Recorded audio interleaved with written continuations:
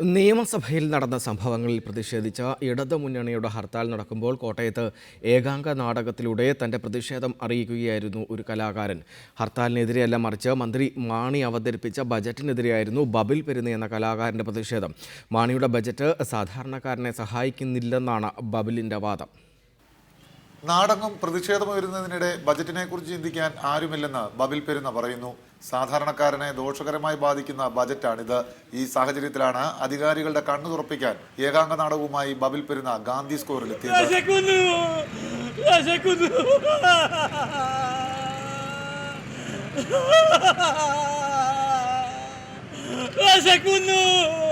വിവാദങ്ങളെല്ലാം മാറ്റിവെച്ച് സാധാരണക്കാരനെ സഹായിക്കുന്നതിന് ഒറ്റക്കെട്ടായി എല്ലാവരും ശ്രമിക്കണമെന്ന് ബബിൽ പറയുന്നു.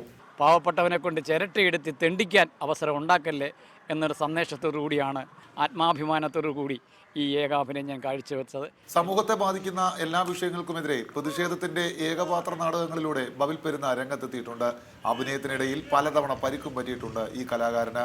മടങ്ങിയെത്തുന്ന പ്രവാസികൾക്ക് പുനരധിവാസം സാധ്യമാക്കണമെന്നാവശ്യപ്പെട്ട് നടത്തിയ അഭിനയത്തിനിടെ അബദ്ധത്തിൽ പ്രവാസികളുടെ ചവിട്ടേറ്റ് പല്ലു മുഴുവൻ പോയി. പാചകവാതക വിലവർദ്ധനവിനെതിരെ നടത്തിയ നാടകത്തിനിടെ സിലിണ്ടർ വീണ് കാൽവിരലുകളും പോയി. എന്നാലും സമൂഹത്തെ ബാധിക്കുന്ന വിഷയങ്ങൾക്കെതിരെ എന്നും താൻ ശബ്ദിച്ചുകൊണ്ടേയിരിക്കുമെന്നും ബബിൽ പറയുന്നു. റിപ്പോർട്ടർ, കോട്ടയം.